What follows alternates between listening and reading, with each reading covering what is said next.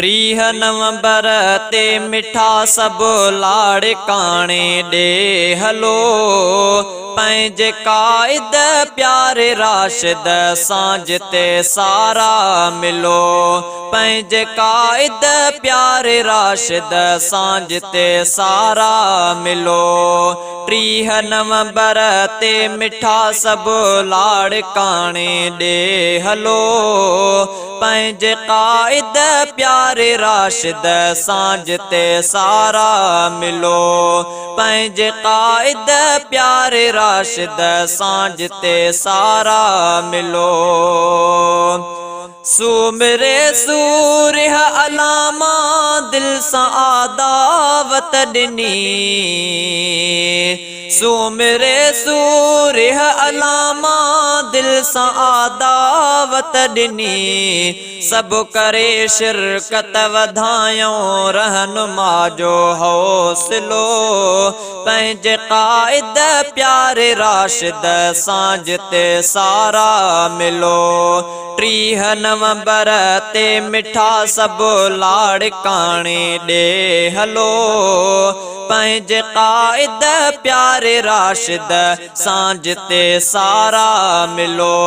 पंहिंजे काइद प्यारे राशिद सांझ ते सारा मिलो परचमे नबवीअ सां पंहिंजो गाॾियों सिंगारियो परचमे नबवीअ सां पंहिंजो गाॾियों सिंगारियो काहियो मर्दे कलंदर ॾांहुं सारा काफ़िलो पंहिंजे काइद प्यारे राशिद सांझ ते सारा मिलो 30 नवंबर ते मिठा सब लाड़काणे ॾे हलो पंहिंजे काइद प्यारे राशिद सांझ ते सारा मिलो पंहिंजे काइद प्यारे राशिद सांझ ते सारा मिलो गॾु हली अल्लामा ख़ालिद खे ॾियूं भेटा सभई गॾु हली अल्लामा ख़ालिद खे ॾियूं भेटा सभई लाड़काणो जंहिं करे तौहीद जो थियो वाक़िलो पंहिंजे काइद प्यारे राशिद सांझ ते सारा मिलो 30 नवंबर ते मिठा सब लाड़काणे ॾे हलो पंहिंजे काइद प्यारे राशिद सांझ ते सारा मिलो पंहिंजे काइद प्यारे राशिद सांझ ते सारा मिलो रंगुला तो मिठड़े ख़ालिद जे वॾो आका वशुन रंगुला तो मिठड़े ख़ालिद जे वॾो आका वशुन बिदअतुन जे कोट में आंदो हुयो जंहिं ज़लज़िलो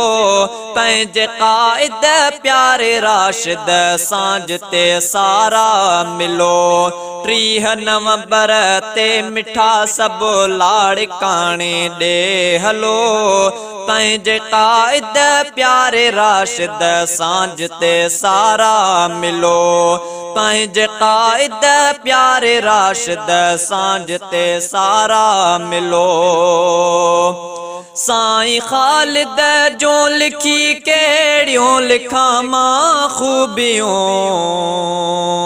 साईं ख़ालिद जो लिखी कहिड़ियूं लिखां मां खूबियूं सूंह सीरत में सरासर सरस सूरत में भलो पंहिंजे काइद प्यारे राशिद सांझ ते सारा मिलो 30 नवंबर ते मिठा सब लाड़काणे ॾे हलो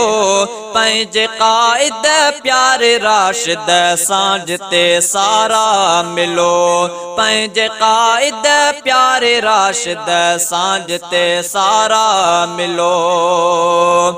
जियां फराज़ा जान सदके कई अलामा